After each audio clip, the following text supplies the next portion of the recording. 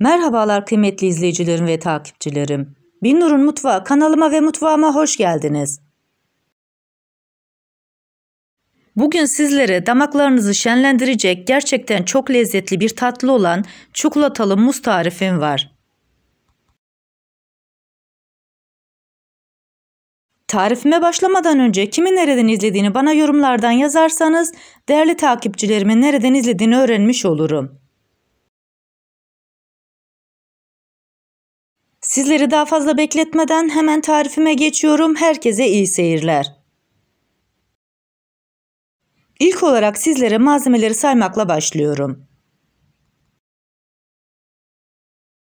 Bu tatlı tarifi için 1 su bardağından 2 parmak eksik süt,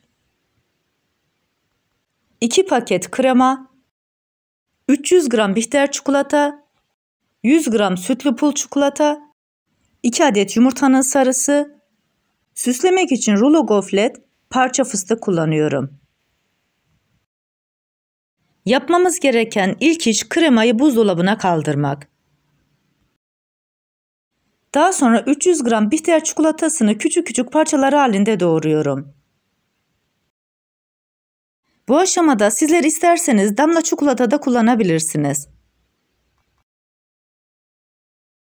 Bu arada tarifimi buraya kadar izlediyseniz ve hala kanalıma abone değilseniz abone olup beğeni ve yorumlarınızla beni desteklerseniz çok sevinirim. Hazırlamış olduğumuz çikolataları kenara alıyoruz. Tarifimde 1 su bardağından 2 parmak eksik süt kullanıyorum. Sütü ocağımıza alıyoruz, kaynama derecesine gelinceye kadar ısıtıyoruz. Bu aşamada kesinlikle sütü kaynatmıyoruz. Kaynama derecesine gelmiş olan sütümüzü ocaktan alıyoruz. 2 adet yumurta sarısını derince bir kasenin içerisine koyuyorum. Daha sonra çırpıcı yardımıyla güzelce karıştırıyorum. Yumurtanın içerisine koymuş olduğumuz süt kaynama derecesine çok yakın. O yüzden azar azar kontrollü bir şekilde ekliyoruz. Hem yumurtamızı pişiriyoruz hem kesilmesini engelliyoruz.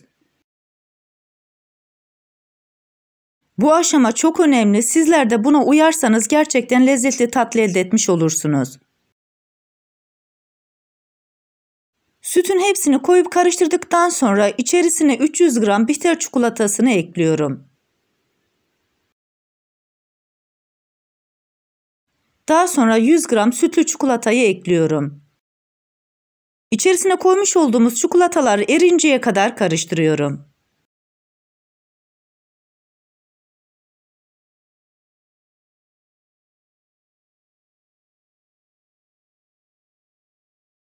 Görmüş olduğunuz gibi çikolatalar güzel bir şekilde eridi. Dolabıma kaldırıyorum. Şimdi kremayı hazırlayacağız. Kremayı çırpmak için kullanacağımız kaseyi 20 dakika boyunca buzlukta beklettik. Daha sonra soğuk kremayı da içerisine döküyoruz. Kremanızın güzelce köpük köpük kabarması için mutlaka bu aşamayı yapmanız gerekiyor. Hem kasenin hem de kremanın buz gibi soğuk olması gerekiyor. Daha sonra mikser yardımıyla kremamız iyice köpürünceye kadar çırpıyoruz. Bu arada muz tarifimde kullanmış olduğum bütün malzemeleri videomun altındaki açıklama kısmında ölçüleriyle birlikte paylaşıyor olacağım. İsterseniz oradan da bakıp faydalanabilirsiniz. Kremanın kıvamı gerçekten çok güzel oldu. Mikseri içerisinden çıkartıyorum, kaseyi ters çeviriyorum. Kremamızda hiçbir dökülme, hiçbir akma olmuyor. Bu kıvam bizim için yeterli.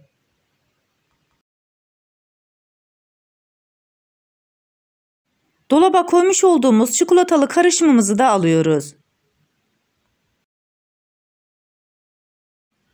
İçerisine kremayı ekliyorum. Kullanmış olduğum 2 malzeme de soğuk.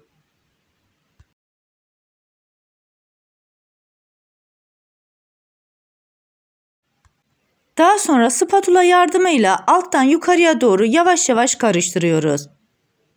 Bu aşamada kremanın köpüklerini söndürmemeye özen gösterin. Sabırla yavaş yavaş alttan yukarıya doğru karıştırın.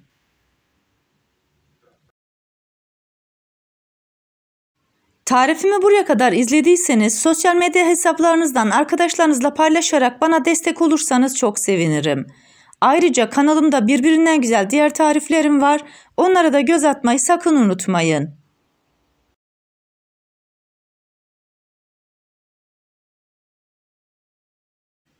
Tatlımız hazır, oldukça güzel bir şekilde kıvam aldı. Artık servis edeceğimiz kupların içerisine koyacağız. Ben tatlıları koymak için böyle bir kup kullandım.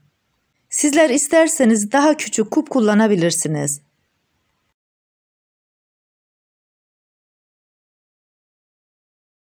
Bu tatlıyı bir gün önceden yapıp dolabınıza kaldırıp ertesi gün tüketebilirsiniz.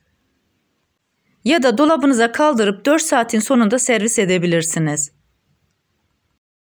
Hiç fark etmez. Gerçekten sizler de benim tarifimle yaptığınız zaman çok lezzetli tatlı elde etmiş olacaksınız.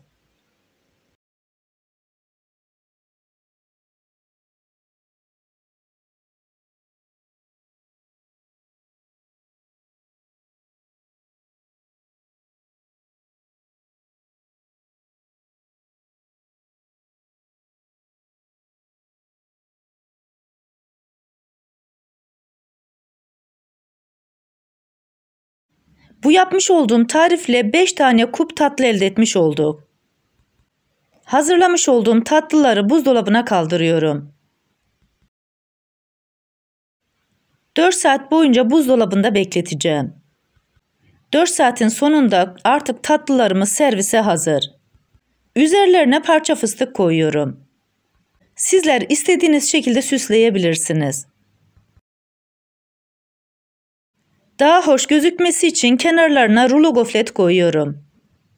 Tarifimdeki tüm püf noktaları detaylı bir şekilde sizlere anlatmaya çalıştım. Ancak yine de aklınıza takılan bir kısım olursa bana yorumlardan yazabilirsiniz. Oradan da elimden geldiğince sizlere dönmeye çalışırım. Sizlere bir de bu güzel tatlının iç dokusunu göstermek istiyorum. Çok hafif, gerçekten çok lezzetli tatlı elde etmiş olduk. Bu tarifimi yapıp deneyecek olan herkese şimdiden afiyet olsun. Bir tarifimizin daha sonuna geldik. Videomu izlediğiniz için teşekkür ederim. Bana destek olmak için tarifimi beğendiyseniz beğenmeyi, abone değilseniz abone olmayı, yeni tariflerimi izlemek için bildirim zilini açmayı, tariflerimi sevdiklerinizle paylaşmayı unutmayın.